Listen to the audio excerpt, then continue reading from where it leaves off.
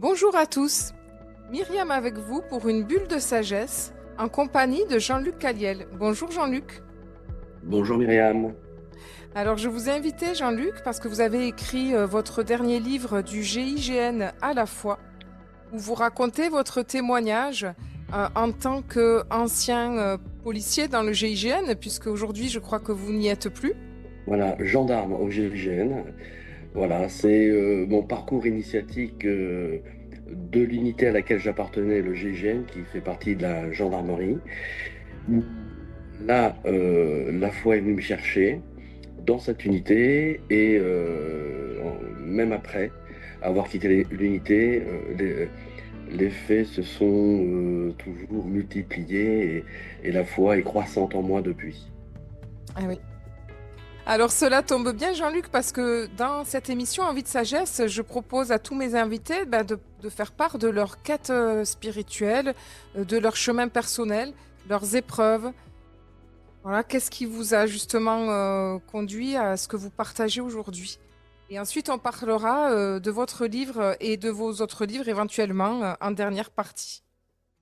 D'accord, bah écoutez, merci beaucoup. Écoutez, moi j'ai grandi dans une famille, on va dire catholique, une maman, un papa chrétien, mais une maman non pratiquante et un papa agnostique. Il ne croyait ni en la religion, ni en la politique. Voilà. Pour lui, religion et politique, c'était la même chose.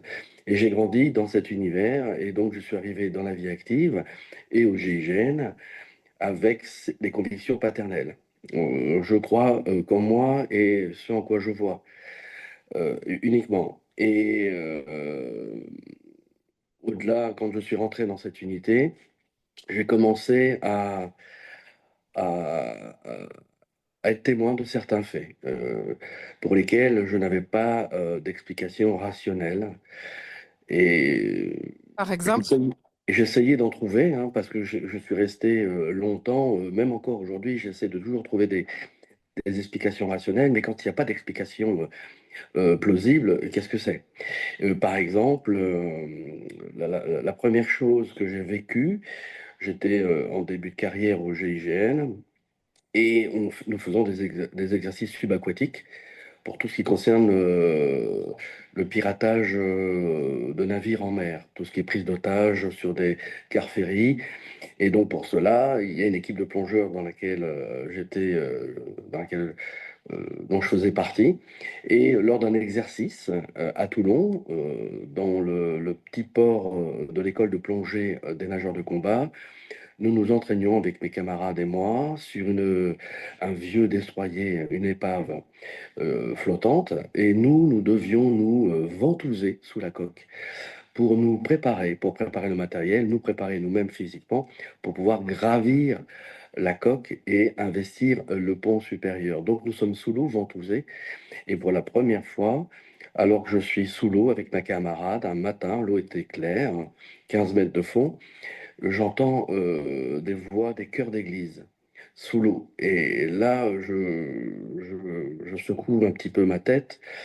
Je me dis, qu'est-ce qui se passe? Pourquoi j'entends un chant, un chœur, des voix féminines, alors que je suis sous l'eau, que au-dessus de moi, c'est une épave de centaines de tonnes d'un navire abandonné. Sous l'eau, l'eau est claire, rien, pas de haut-parleur, quelques rochers épars, rien d'autre, et j'entends un chœur. Donc j'essaie de me raisonner, de faire un calcul mental, en fait, hein, parce que l'exercice est extrêmement risqué, hein, les accidents arrivent très vite dans ce genre d'exercice. Donc j'essaie de me raisonner dans un premier temps, de faire des calculs simples, hein, des multiplications, des additions, des soustractions, et des voix continuent à chantonner en moi. Je les entends et je me retourne vers mon camarade qui était ventousé à côté de moi et je lui demande avec le signe, un signe, est-ce que tout va bien? Le signe OK. Il me répond tout va bien. Il me répond par le même signe à ma gauche et à ma droite. Je regarde mon camarade de droite et je lui demande par un signe, est-ce que tout va bien? Il me répond la même chose et je me dis, mince, il y a que moi qui suis pas bien. Et donc, l'exercice commence, débute, le chant s'arrête, et on fait l'exercice, on gravit la coque, on est sur le pont, on fait tout ce qui est tactique à mettre en place. Et le midi, à l'heure du déjeuner, je demande à mon meilleur camarade, hein, qui déjeunait juste à côté de moi, je lui demande, Tonio, est-ce que tu as entendu sous l'eau un chant comme un chœur d'église? Et Antonio me regarde avec les yeux écarquillés en me disant, tu as entendu quoi sous l'eau? Et je lui dis, oui, un chant d'église. Et là, il me regarde et il me dit, t'es sérieux? Et dans sa réponse, je me suis dit, oula, tais-toi, Jean-Luc, parce que si les camarades ont un doute sur ton équilibre psychologique, c'est pas Pas bon dans simple. cette unité. Et donc, j'ai tourné ça à la dérision. J'ai dit, non, non, c'est une blague. Mais néanmoins, je me suis dit, il y a quelque chose quand même. Et là, je me suis commencé à me poser des questions sur la provenance des voix. Qui aurait pu mettre des haut-parleurs à notre insu, sous l'eau, pourquoi pas? Et j'avais beau chercher, il n'y avait rien, rien, rien. Donc, c'est quelque chose que j'ai partagé avec mon épouse, Joss, qui ne m'a pas jugé du tout et qui a pris ce témoignage comme ça. Et je suis resté pendant très longtemps à me poser la question. Et aujourd'hui, je n'ai toujours pas de réponse d'où provenaient ces voix. C'est quand même assez extraordinaire. Il n'y a aucune explication. Oui. Ce chant, Aujourd'hui, après tout ce temps et toutes ces années et tout ce recul, vous avez peut-être pas une petite idée quand même? bah, je me dis, et en tout cas j'aime à croire que c'est un chant venu d'ailleurs d'un monde invisible en tout cas, d'un Oui. monde invisible, c'est un chant bienveillant. Mais c'était aussi un chant je comprenais qu'il y avait de la tristesse dans ce son. Je ressentais de la tristesse. Je ressentais comme, euh, comme si nous devions faire attention. Nous, c'est pas l'unité, hein, c'est nous, l'homme. Voilà, je ressentais ça. Je ressentais profondément ça. Je ne sais pas pourquoi je le ressentais, mais je le ressentais. Et donc aujourd'hui, je me dis, ça vient certainement d'un monde qui nous échappe encore aujourd'hui, mais en tout cas, dont les signes sont de plus en plus fréquents, en tout cas. Il faut juste savoir écouter et non entendre, savoir observer et non regarder. Il y a des grandes nuances, et voilà, et c'est des choses qui nous parlent, en tout cas. Ah oui. Et donc, vous avez vécu comme ça plusieurs expériences qui vous ont interrogé. Et à partir de là, ça a été le point de départ d'une quête personnelle, intérieure, comment vous Alors, pourriez le dire? c'est c'est pas une quête personnelle, c'était à partir de là, j'ai cherché à comprendre, toujours à chercher une explication Ah oui, rationnelle. avec la tête. Mhm. Et oui, voilà, essentiellement essayer de raisonner, essayer de comprendre. Je me suis aperçu que d'autres camarades de l'unité vivaient aussi des situations, on va dire, singulières. On en parlait très très peu. Et nous nous rapprochions j'allais dire, entre personnes ayant vécu, ou en tout cas, oui, qui ont vécu des phénomènes singuliers, et on échangeait là-dessus. On échangeait. Ça me rassurait hein, aussi, parce que je me dis, je ne suis pas le seul, et que d'autres vivent des choses aussi assez singulières. J'ai un camarade, je raconte dans mon livre, qui ont plongé, lui. Alors, ça ne se fait pas uniquement plonger, mais là, en l'occurrence, c'était un Ah camarade oui, plongeant. c'est curieux quand même. Non, non, mais c'est pas qu'en plongée, hein. Je vais vous citer Oui, tout de suite un autre exemple. Nous étions dans un entraînement, dans un camp à côté des Tempes, pas très loin d'Orléans. Et un de mes camarades a pris un projectile en pleine face lors d'un exercice et il perdait énormément de sang. Heureusement, nous avions un hélicoptère de la gendarmerie avec nous parce que nous faisions aussi des exercices aériens. Et il a pu être évacué à l'hôpital le plus proche parce il perdait une quantité importante de sang. Il a été touché en pleine face sur la pommette. Et ce garçon-là, ce camarade, a failli perdre la vie. Après quelques jours d'hôpital, il est revenu à l'unité, j'ai pu échanger avec lui. Et ce qu'il a vécu aussi, alors lui, il a vécu ce fameux tunnel hein, dont on parle tous, tunnel, la lumière. oui, Et, dans et les du coup, expériences de mort imminente, voilà, notamment. il a vécu ça. Donc je lui avais posé plein de questions pour comprendre est-ce que c'était vraiment un tunnel, est-ce que c'était pas simplement une lumière d'une forme d'un hublot qui grandissait, qui donnait l'impression d'être dans un tunnel. J'étais encore là et je suis toujours assez pragmatique pour essayer de comprendre. Et lui a eu la gentillesse de répondre et jusqu'au moment où, en parallèle, les médecins le ranimaient et il s'est senti de nouveau attiré dans son corps. Et ces propos ont été, quand je suis revenu dans mon corps, je suis passé par la tête, j'avais le sentiment d'enfiler une chaussette mouillée et avec toute la douleur que je ressentais à ce moment-là, alors que j'étais bien, j'étais très bien là où j'étais. Et vous voyez, ce sont des petits exemples comme ça qui, mis bout à bout, on ne peut pas ne pas se poser de questions, ce n'est pas possible. Donc, Oui, c'est fait, ça se passait n'importe où, n'importe quand, à n'importe quel moment, jusqu'à ce que j'ai vécu, moi, la Divine Collection, oui, dans une situation improbable oui. à laquelle je n'y pensais même pas. Voilà, c'est assez fou, quoi.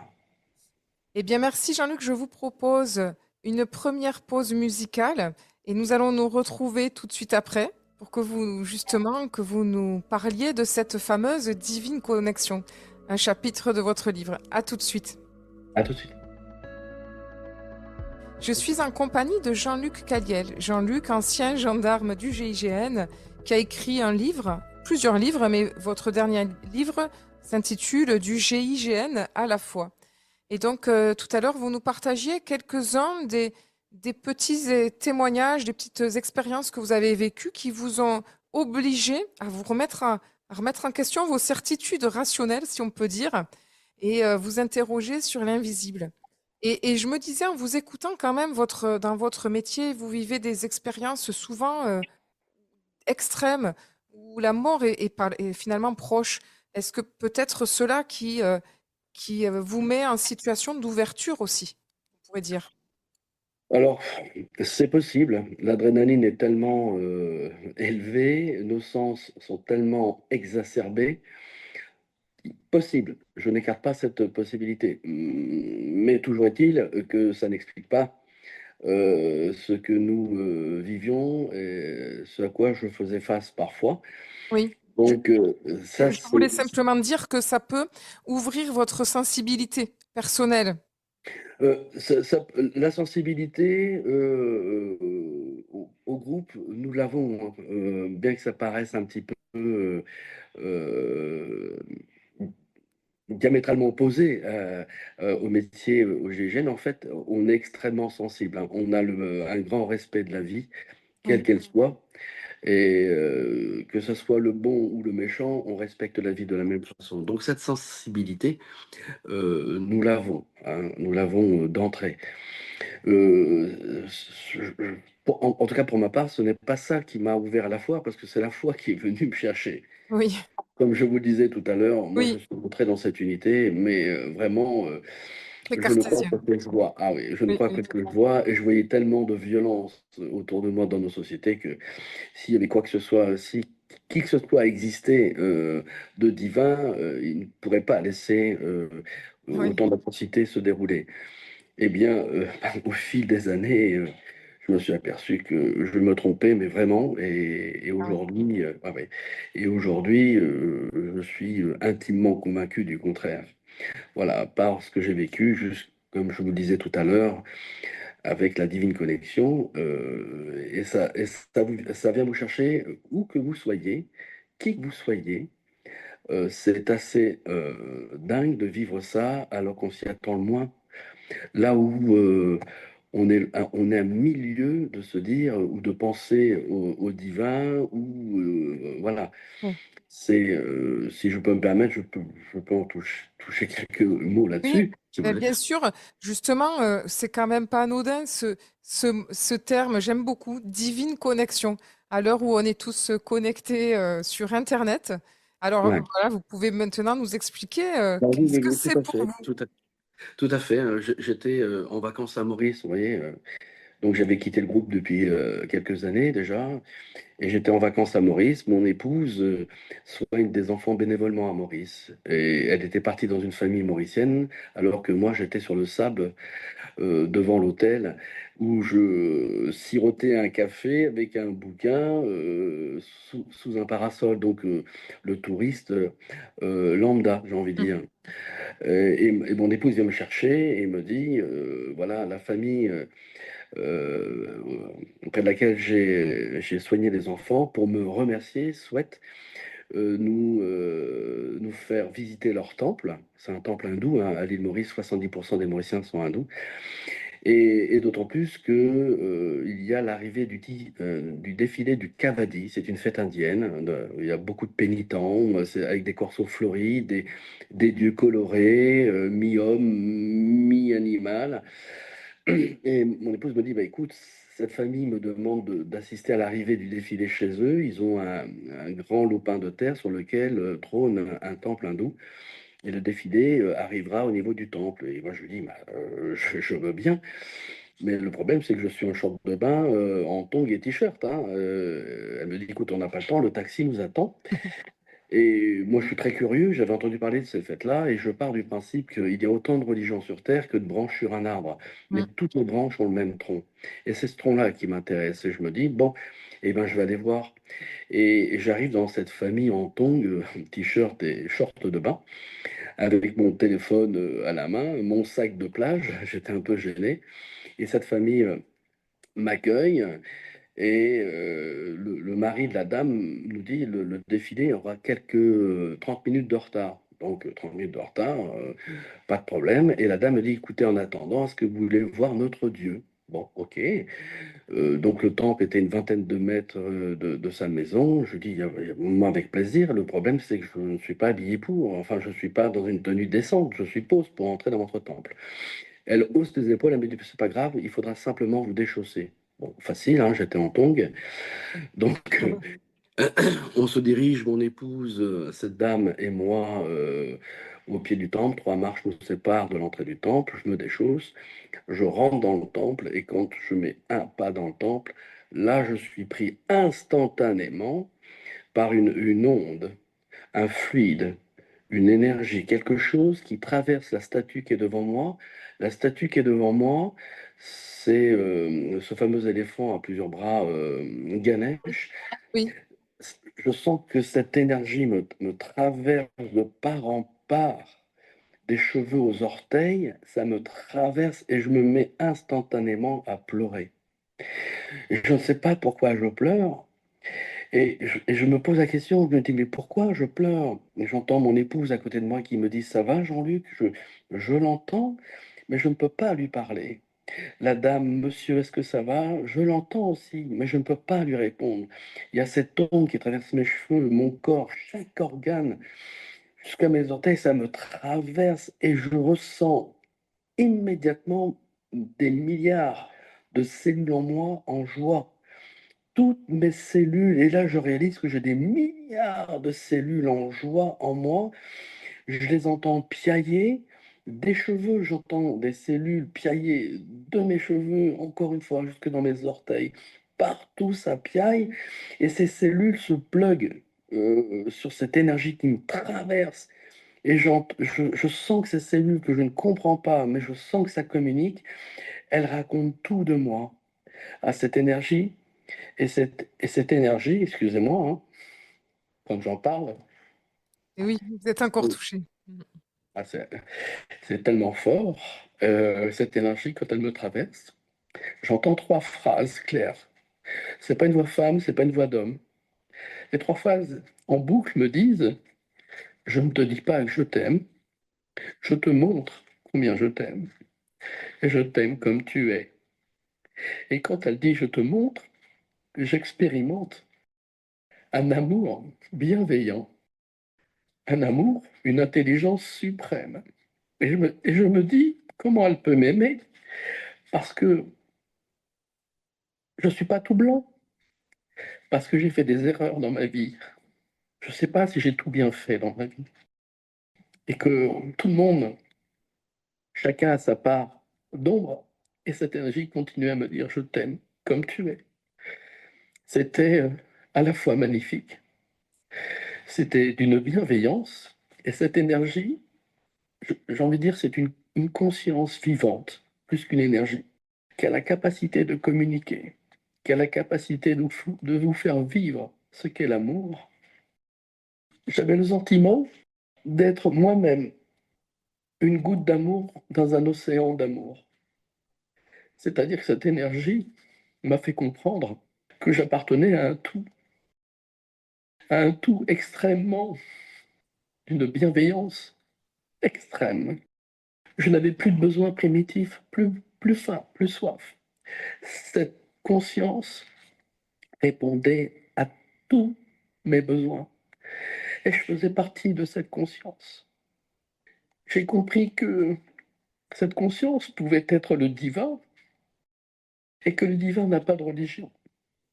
En fait, je pense aujourd'hui, je suis convaincu que Dieu n'a pas de religion. C'est l'homme qui a créé des religions avec une part de l'enseignement. Mais en réalité, Dieu ou le divin, appelez ça comme vous voulez, peu importe. Pour moi, c'est une conscience d'une telle bienveillance que cette conscience n'a pas de religion. Elle m'a chopé dans un temple hindou, alors que moi je suis allé en touriste, comme j'aurais pu visiter un musée. Cette conscience, elle m'a traversé. Elle aimait chaque particule de mon corps intensément. Mes cellules étaient aimées, toutes, toutes. Aucune de mes cellules était mise à part. Elles étaient toutes infiniment aimées jusqu'au noyau. Chaque organe était aimé. Chaque organe de mon corps était aimé. Et par transition, je savais que mon être était aimé. Je mangeais, au sens propre du terme, l'amour. C'est un truc complètement fou, parce que c'était presque de l'ordre du palpable. Et je pleurais, et je pleurais, et j'entendais cette voix en boucle. Et mes cellules qui piaillaient comme si je pétillais, comme si mon corps pétillait, comme un verre de champagne. Et puis tout d'un coup, je ne sais pas pourquoi, ça s'est arrêté net comme on éteint la lumière d'une pièce. Ça s'arrête net. Et instantanément, je m'arrête de pleurer, mais d'une manière brutale. Je sentais que ça me traversait le corps, hein, de part en part. Selon la dame et mon épouse, ça a dû durer 5-6 minutes. Pour moi, ça durait quelques secondes. Mais c'était tellement intense que le mot extraordinaire est faible, quand je vous le dis. À un tel point, c'est que l'amour que nous vivons ici, pour ses enfants, pour sa compagne, son mari, sa femme, peu importe. Pardonnez-moi, mais ce n'est rien par rapport à l'amour que que cette conscience vous donne. Absolument rien. Voilà. C'est un amour inconditionnel, si on pouvait dire. Oui, mais d'une intensité, mais c'est absolument fou. Et d'aimer autant alors qu'on sait pertinemment que on n'a pas toujours été, on n'a pas toujours fait les choses correctement, on a peut-être fait du mal, hein, Mais- mais- par des mots, par des gestes, hmm. que sais-je. Bah, malgré tout, cette conscience vous aime éperdument. Bien, merci pour ce magnifique témoignage, Jean-Luc. Je vais vous proposer une petite parenthèse musicale et puis nous allons nous retrouver tout de suite après pour la suite de vos aventures. À tout de suite. Merci, merci. Myriam avec vous pour une bulle de sagesse en compagnie de Jean-Luc Cadiel qui vient nous parler de son livre Du GIGN à la fois.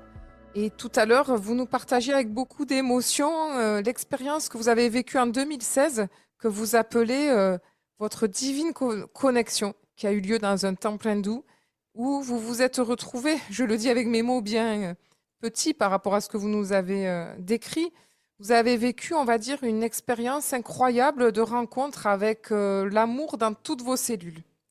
Exactement, c'est une rencontre qui m'a fauché sans crier gare, sans signe avant-coureur, alors que je sortais de la plage. Et c'est pour ça que je dis que je ne cherche, à aucun moment je ne cherchais la foi. Mais là, je suis bien obligé de l'admettre. Quand j'ai vécu ça, waouh, j'étais tellement chaos, mais chaos debout et conscient en plus, hein. Conscient, où je cherchais une explication, et il y a aucune explication à ce que j'ai vécu. Aucune explication Ah non, c'est rationnelle. sûr. Ah Voilà, oui, et quand le rationnel ne peut pas apporter ouais, d'explication, qu'est-ce que ça peut être? eh oui. En tout cas, c'était de l'ordre du merveilleux, et voilà, et c'est indélébile en moi. Alors maintenant, ça fait donc plusieurs années, vous aviez dit depuis 2016, donc calculons, on va dire 8 ans à peu près. Oui, alors j'ai eu d'autres expériences, hein, heureusement pas aussi fortes. Avant, j'en ai eu d'autres aussi. Et voilà. Juste pour la petite anecdote, j'ai mis donc pas mal d'années à réfléchir pour écrire tous mes témoignages parce que c'est pas forcément évident. Et quand j'ai pris cette décision, j'ai envoyé mon manuscrit au mois de janvier 2024 et j'ai demandé, j'ai dit Seigneur, si tu m'as aidé à écrire ce livre, tu vas m'aider à trouver une maison d'édition. Et donc je l'ai envoyé le premier lundi du mois de février chez Hachette directement. Mama Édition, chez Hachette, exactement, plus précisément. Oui, Et le lundi, je l'envoie, premier lundi, et d'habitude, il faut attendre entre 4 et 6 mois que le comité de lecture se positionne, et généralement, on n'a pas de réponse. Et là, le vendredi de la même semaine, je reçois un mail en me disant, quand êtes-vous disponible? Ah, ouais, je me suis dit, c'est incroyable. Et donc, le huitième jour après l'envoi, je me retrouve à Paris, dans les bureaux d'Hachette. Mais avant de me retrouver à Paris, la veille de prendre l'avion, parce que j'habite en province, je demande, je demande, je m'adresse à Dieu comme avec des mots simples, en fait. Je parle à mon père, comme vous pourriez parler au vôtre ou à votre maman, c'est pareil, avec des mots simples. Et je lui demande, est-ce que je fais bien d'aller à ce rendez-vous et d'aller au bout de cette démarche? Montre-moi, est-ce que c'est bien? Et le lundi soir, hein, donc je demande rien, et le mardi matin, parce que dans mon livre, je témoigne aussi de différentes choses de ce type-là, quand j'étais au groupe et après. Mais là, en l'occurrence, ce n'est pas noté dans mon livre. Et je suis à l'aéroport de Nice le mardi matin pour me rendre chez Hachette le mardi après-midi. Et j'avais toujours pas de réponse, donc toujours inquiet. Et arrive face à moi à la centre d'embarquement un monsieur en civil. Et je me dis, mais je connais ce monsieur. Et ce monsieur se dit aussi, mais je connais ce monsieur. Donc, et il se rapproche et je reconnais le prêtre de la paroisse où j'habite, mais en tenue civile. Oh, ben, surprise de part et d'autre. Et il me dit, vous montez à Paris pour des raisons professionnelles, et je lui explique les motivations de mon déplacement à Paris sur le livre et le sujet du livre. Et là, il me regarde dans la salle d'embarquement, il pose sa main sur mon bras et me dit Amen. Et je me suis dit, oh, j'ai demandé hier, est-ce que je fais bien de monter? Et avant de prendre l'avion, un prêtre vient me voir en me disant Amen, en sachant ce que j'allais faire. Je me suis dit, bon, bah, si le prêtre valide et me donne quelque part une réponse à la question d'hier, je monte. J'y vais, et en plus, il prend le même avion que moi. Voilà, et pour aller encore plus loin, ce que je découvre, mais bon, je ne crois pas trop au hasard, on me met à disposition deux attachés de presse et j'échange très rapidement avec une des deux. Et la personne me dit, on va travailler ensemble, on va se tutoyer.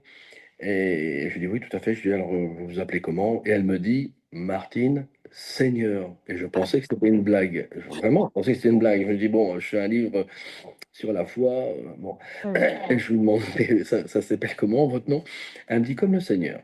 Ah Alors, oui, je lui dis, c'est quand même assez extraordinaire, hein. Je fais un livre eh oui, eh oui. sur la foi jusqu'à l'attaché de presse. Et là, je me dis, bon, bah, si le Seigneur, on va dire, entre guillemets, supervise le parcours du livre, bon, allez, Ah roule oui, oui, oui. et laisse-toi porter, quoi. Voilà. Ah ouais. C'est marrant, ça permet de faire un petit clin d'œil à Martine, justement, le Seigneur, qui nous a mis en contact tous les deux. Oui, tout à fait. Extraordinaire. Ah Vraiment oui. extraordinaire. Voilà, voilà. Et depuis, c'est vrai que depuis toutes mes expériences, ben écoutez, je fais attention, j'essaye de faire attention parce que c'est pas forcément évident, hein. Je ne suis pas du tout un homme d'église, je ne suis pas un prêtre, mais je sais que ce que j'ai vécu aujourd'hui, je ne peux plus l'écarter. Gardez Et pour vous. que, voilà, et donc ça me donne des obligations Eh oui. et des devoirs. Et donc aujourd'hui, je ne peux pas l'ignorer. L'ignorer, vraiment, je pense que c'est comme si vous disiez à un gendarme d'aller faire un braquage. C'est pas possible, hein. Ouais, ouais. Donc voilà, voilà. Donc aujourd'hui, je suis reconnaissant de ce que j'ai vécu. Je remercie vraiment et je prie régulièrement. Voilà. Mais je Et, dirais, j'essaye de rester, de mettre toujours de la rationalité dans ce que je vis, dans ce que je ouais. traverse. J'ai quand Mais même une petite question par rapport à donc votre expérience. Vous nous disiez, moi j'ai compris que en fait, il n'y avait pas de religion. Voilà, oui, tout oui, c'est hors religion. Mais oui. alors, comment vous continuez? Vous nous confiez que vous priez. Voilà, comment vous Ah, continuez votre chemin, vos je, je- expériences? je peux prier dans une église, hein. Je peux prier au volant de ma voiture, je peux prier en me baladant. Je remercie d'être déjà debout, d'être en bonne santé. Je remercie régulièrement. Parce que pour moi, cette conscience qui est venue me faucher, c'était dans un temple hindou en plus. Oui, Rien à voir avec une église, mais rien à voir. oui, Et j'ai ressenti, lors de cette expérience, que bah, effectivement, Dieu, le divin ou cette conscience n'avait aucune religion. Elle peut vous attraper où que vous soyez. J'ai croisé la route après, parce que j'en ai parlé à des prêtres, certains étaient au courant, parmi certains de leurs fidèles. Quelques-uns avaient vécu un peu quelque chose de similaire. J'ai croisé une écrivaine avec qui j'ai échangé sur ce point, et elle me disait qu'elle avait vécu la même chose que moi, mais assise sur son canapé, en regardant le JT. Et d'un coup, elle a été complètement transpercée, foudroyée, je ne sais pas quel est le terme le plus juste, mais et par conséquent, ce que j'ai compris, que Dieu n'a pas de religion, pour moi, c'est plus qu'une conviction. Dieu n'a pas de religion. L'homme en a fait des religions. On a tiré des enseignements pour chaque civilisation, pour chaque communauté, chaque peuple. Mais en fait, chacun a une part d'enseignement. Mais en fait, Dieu ne demande qu'une seule chose, ce que j'ai compris, c'est d'aimer. C'est oui. tout. C'est Alors tout. justement, c'est ce que je voulais vous demander. Il y a un avant et un après cette expérience. Ça a changé quoi dans votre vie de tous les jours aujourd'hui? Un profond, profond respect de tout ce qui vit. De tout ce qui vit. Que ça soit l'homme, que ça soit dans le monde animal, végétal, tout ce qui vit.